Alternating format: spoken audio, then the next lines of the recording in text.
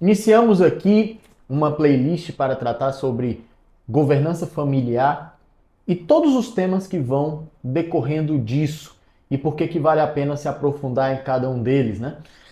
Cada família tem um motivo, apesar de que esses motivos podem ser comuns de buscar governança familiar, de aprofundar uma governança familiar. Os temas são diversos. Tem famílias que têm dificuldade de se comunicar, de chegar em acertos, de conseguir se entender, talvez por diferenças geracionais, diferenças temperamentais de cada pessoa, porque a família já está muito grande e são muitas vozes. Tem famílias que têm dificuldade de flexibilidade. Às vezes os patriarcas, os fundadores, são mais inflexíveis e têm dificuldade de inserir as novas gerações na gestão, no controle de propriedade, em tocar a família para frente. Às vezes o problema está nos herdeiros, está nos sucessores, que não se interessam pelo negócio da família, ou que não se prepararam corretamente, ou que têm uma ambição maior do que as competências que efetivamente desenvolveram. Tem famílias que têm dificuldades com a própria empresa. É a empresa que não está mais sendo geradora de valor e ela tem ali um desafio estratégico quanto a um modelo de negócio que precisa ser revitalizado. Existem uma série de situações que faz com que uma família precise aprofundar e melhorar a sua questão da governança familiar. A questão é, quais são os meios que geralmente são mais eficazes para superar esses problemas que podem acontecer, e eu já antecipo, eles são comuns de acontecer numa família que prospera. Prospera como empresa e também prospera como família. Vão nascendo mais pessoas, vão chegando os genros, noras, as relações vão saindo simplesmente de pai, mãe, filhos e começa a virar uma relação entre primos, entre netos, né? Então, isso vai, obviamente, se tornando mais complexo. Então, para que serve? E aqui vem a pergunta chave desse vídeo. Para que serve a governança familiar? No que ela vai se deter e o que ela pode trazer de solução para esses diversos problemas das famílias? A governança familiar nada mais é do que uma ferramenta de gerenciamento de temas importantes para uma família. Ela precisa tratar e trazer soluções para aqueles temas que podem colocar em risco a existência da empresa ou a união da família. Isso aqui é importante. Isso aqui é importante. Essas ferramentas que vão ser buscadas pela governança familiar, elas têm como fim a garantia da união, da harmonia, da paz familiar. Tem, por um outro lado, uma finalidade de perpetuidade dos negócios, especialmente das empresas da família, porque são as geradoras diretamente de receita. E tem também uma preservação, um gerenciamento com mais inteligência e também uma visão de divisão ao longo do tempo, do futuro, para gerações do patrimônio, de como é que isso acontece. Então, união familiar, prosperidade empresarial e longevidade de patrimônio são os objetivos primordiais, principais de uma governança familiar. Para isso, uma governança precisa estar bastante atenta a 4 pilares. São 4 pilares que precisam ser intensamente desenvolvidos e que nunca chegam ao fim. Aqui é o ponto. A governança não para de trabalhar nunca. E esses 4 pilares são como pratos. Ora, um está mais equilibrado e nesse momento talvez um outro esteja oscilando mais e aí ela vai ter que gerar intensidade para manter todos muito bem alinhados. Que pilares são esses? Obviamente, o pilar da família, o pilar da união, da comunicação, da harmonia. O outro pilar, o pilar da empresa, dos negócios, da gestão. O outro pilar é o pilar dos ativos, dos bens, da liquidez, dos investimentos. É o pilar do patrimônio. E por último, o pilar das pessoas. O pilar dos indivíduos, da compreensão da individualidade, dos interesses, da personalidade, das competências de cada um deles. Quando esses 4 pilares estão bem gerenciados, estão alinhados, estão conversando, estão olhando para o mesmo caminho, ainda que obviamente com negociações para que isso aconteça, e aqui é que está o ouro da governança, é gerar uma negociação que gere esse alinhamento entre esses 4 pilares, sem sombra de dúvida, essa vai ser uma família empresária muito bem sucedida. Muito bem sucedida em todos os âmbitos. Não só patrimonial, não só empresarial, mas também como família. Então, para isso, você que está aí se perguntando, olha, eu tenho uma família, eu tenho uma empresa, eu tenho um patrimônio e eu tenho uma série de desafios. O que eu preciso começar a fazer? Como é que eu tiro do 0 para o 1 um trabalho de governança familiar e como é que eu começo a gerar mais resultados a partir disso? Porque se você não tem a visão do resultado da governança, ela fica com muito parecência de custo. Ela vai parecer, não, estou só gastando dinheiro com isso, de repente com uma consultoria, de repente com cursos, de repente promovendo momentos de família e eu não estou vendo o resultado disso.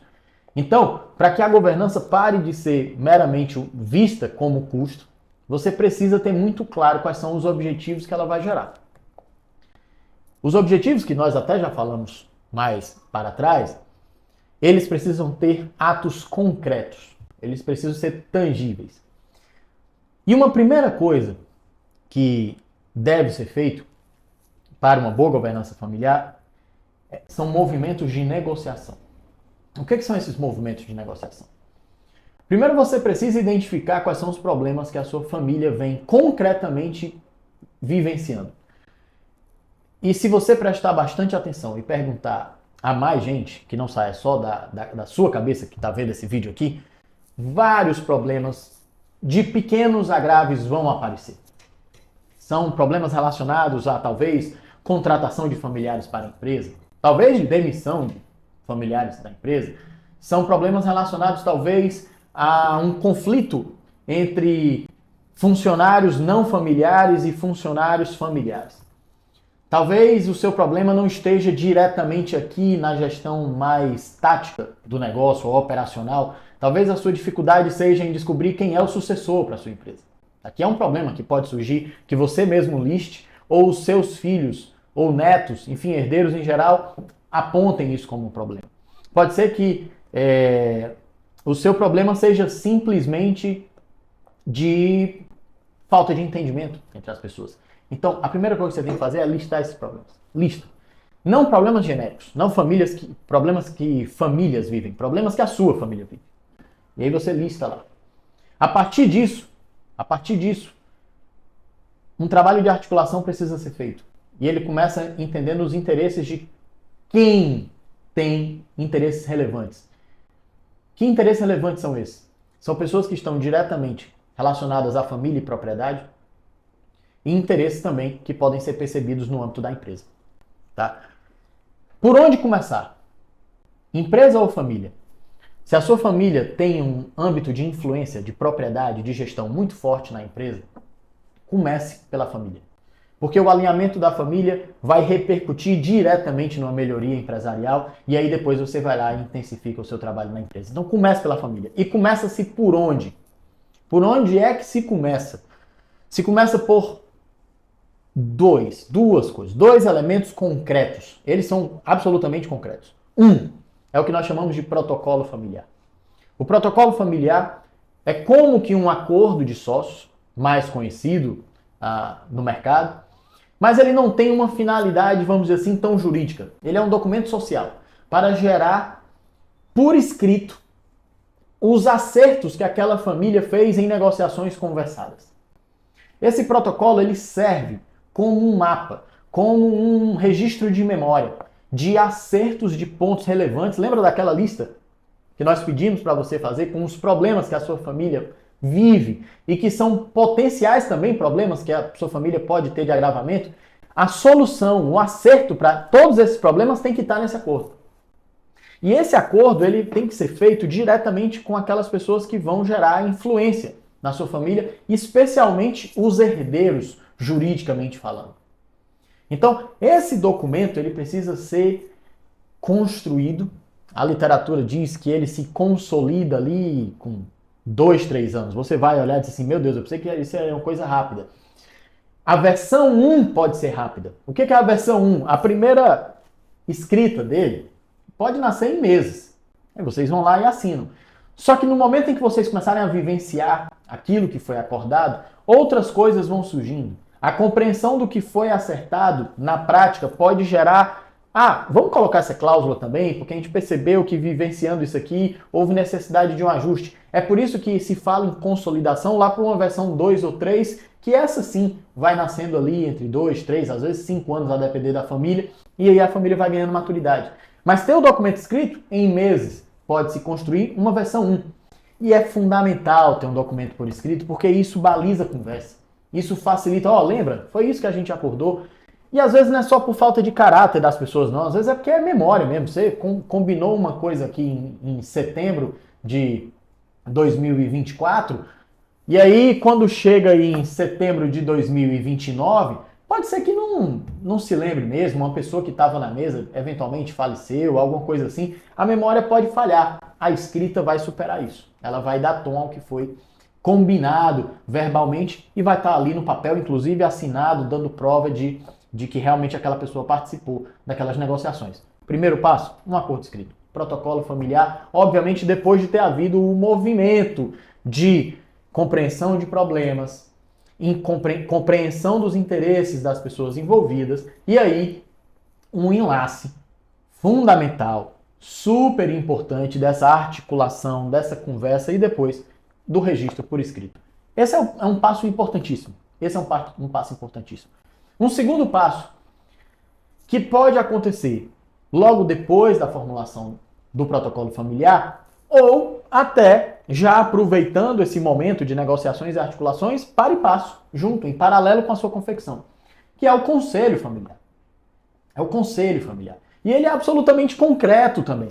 Porque é algo que vai ter um momento, um dia em que ocorre uma pauta, determinados participantes, vai ter uma ata, vão ter decisões que vão ter sido escritas, decisões que eventualmente podem ser levadas para um protocolo familiar ou ficar registrado apenas numa ata desse conselho de família para que as pessoas lembrem. Esse conselho, ele é o coração da governança. Por que ele é o coração da governança? Porque não existe governança sem conversa, negociação, articulação, tratamento de temas. Eu preciso tratar os temas mais relevantes. E onde é que eu trato? Nesse conselho. É aqui onde eu vou gerenciar tudo que eu falei, todos esses pilares, interesse da família, da empresa, do patrimônio e das pessoas, tem que passar por esse conselho. Óbvio que ele não vai ser o órgão que vai gerenciar a empresa. Não, ele não vai ser. A empresa se gerencia sozinha. Tem 10 empresas, é o conselho familiar que gerencia? Não, cada empresa vai ter a sua gestão, vai ter o seu conselho. Nós teremos materiais posteriores para explicar o que é pauta do conselho da família, o que é pauta do conselho da empresa e o que é tema da gestão da empresa, que sai até desse conselho de sócios e coisas desse tipo e abre um conselho próprio de administração. Mas para agora, esse conselho de família trata dos interesses diretos da família como investidora nessas empresas, como sócios, da família como detentora de patrimônio e da família como sendo esse local onde há pessoas a serem trabalhadas. O conselho é o coração da governança. É ele que vai gerenciar todos esses temas. Se você não tem esse conselho, até o fato de você ter um protocolo familiar pode ser ineficaz. Porque o que dá vida a esse protocolo, afora o compromisso das pessoas e o cumprimento dele, é que eu fique gerenciando os temas mais relevantes, que eles têm dinâmica, as coisas vão acontecendo, alguém adoece, alguém novo está mais preparado agora para de repente ingressar na empresa, há um conflito familiar. Eu preciso desse conselho ativo para que ele consiga intervir em todas essas situações, deliberar e gerar ambiente de negociação. Então, os primeiros passos para uma governança familiar, que podem seguir inclusive em paralelo, negociação, articulação, acordo por escrito. E criação de um ambiente, um fórum qualificado para tratar os temas mais relevantes de uma família, que nós chamamos de conselho familiar. No momento em que você faz isso, você já saiu muito bem da linha zero de não ter governança para ter alguma governança e ter um potencial incrível de melhorar os relacionamentos, o gerenciamento de temas relevantes. Se você não tem um conselho, não dá para dizer que você tem governança, porque o conselho é o coração da governança. Muito bem. Outros 2 passos. Demos os 2 primeiros. Quais outros 2 passos eu faço para evoluir em governança? Para sair do 0 para o 1. Terceiro passo. Gestão de patrimônio de modo mais profissional. Você precisa ter um valuation das suas empresas, você precisa ter uma avaliação dos seus bens e você precisa entender o que você utiliza como é que você utiliza o resultado dessas coisas no tempo, pensando na sua família, nos seus herdeiros, em qualidade de vida, em investimento em educação, em investimentos para crescimento da família, também em patrimônio. Essa gestão profissional dos ativos é fundamental para a garantia de longevidade. Porque é do resultado desses valores que você vai gerar, obviamente, não só pagar conta, não só bem-estar, mas você gera educação, você gera a prosperidade em novos investimentos. E com isso você vai blindando ainda mais seu patrimônio. Como é que blinda-se um patrimônio? Fazendo 2 coisas. Fazendo ele crescer com bons investimentos. E segundo, protegendo esse patrimônio dos maus investimentos, de inflação, dos riscos. Imagina você ter 100% do seu patrimônio no Brasil. Acredite, isso é um absurdo. Você tem que pulverizar risco. Você tem que colocar um tanto em dólar, você tem que colocar um tanto em outras bolsas europeias de repente. Pulverizar os tipos de investimento. Porque aqui você vai aumentando a sua proteção a risco e assim é uma ótima forma de você gerenciar patrimônio. Então, veja, esse é um passo relevantíssimo, porque isso aqui financia a família. Isso aqui garante o crescimento da família de um modo patrimonial e que vai gerando meios de investimento, tanto em negócios como nas próprias pessoas. E qual é o quarto passo? Ora, o quarto passo tem a ver com gente. Você tem que treinar as pessoas. Como é que você começa a fazer isso? Primeiro, nivelando o conhecimento. Cursos, livros, palestras, traz gente para dentro de casa para explicar sobre governança familiar, sobre gestão de riqueza de família, sobre competências humanas para estar bem alinhado em família, estar bem alinhado nos negócios, estar bem alinhado em investimentos e conseguir conviver, para conseguir se comunicar e fazer bons acordos. Para isso eu preciso de gente bem treinada. Então, para sair do 0 em governança familiar, você consegue fazer isso agora. Você consegue já conversar com a sua família, assistindo esse vídeo e dizendo, peraí, vamos criar aqui um passo a passo. Primeira coisa que eu vou fazer. Nós vamos começar a listar problemas. Listados os problemas. Entender os interesses. A partir disso, nós vamos começar a trabalhar nos acordos. E depois do acordo verbal ser feito, ele passa para um acordo escrito. Fiz isso. Faço mais o que agora? Nós vamos criar uma agenda de reunião de família e vamos pegar todos aqueles temas relevantes que nós entendemos como problemas ou existentes ou potenciais na nossa família e nós vamos discuti-los no nosso conselho. E nós vamos gerar meios de resolver isso no nosso conselho. Nós vamos definir quem é que vai participar do conselho e a partir disso nós vamos definindo as pautas numa rotina. Uma boa rotina de conselho, para você que está começando agora, coloca trimestral ou talvez semestral. Quando a sua família for ganhando mais maturidade, aí você pode espaçar para deixar sempre semestral, que tá bom. Por enquanto, você vai precisar de rotinas menores. Um trimestral tá bom, né? Então, fez isso, agora começa a pensar nos teus ativos. Faz valuation. Pede resultados e estratégias dos investimentos. Para onde esse investimento está indo? Para onde é que ele está olhando? Como é que vai estar isso aqui numa projeção de futuro? Tem que tentar entender isso. E como é que isso serve àqueles interesses que minha família estava demonstrando ter? E como é que eu protejo esse patrimônio para servir a minha família pelo mais longo tempo possível? E depois, pessoas, qualificação, alinhamento, nivelamento, para que haja conversas mais qualificadas e produtivas e haja mais compreensão. Só de vocês entenderem os temperamentos e personalidades de cada pessoa da família, eu lhe garanto que muitos dos conflitos serão reduzidos. Nós falaremos disso mais à frente em outros materiais. Então, se você fizer isso, Se você faz esse passo a passo, você já dá um ótimo avanço na sua governança familiar. E assim a gente inicia esse material, esse conteúdo e vai nos seguindo para mais, porque nós iremos especificar ponto a ponto o que você pode ir aprofundando na sua governança e tirando do 0 para o 1 ou avançando nesse 1 em diante para garantir mais longevidade para o seu patrimônio, mais assertividade para suas empresas e lucratividade e, obviamente, o objetivo maior, união para a sua família, comunicação, capacidade de compreensão.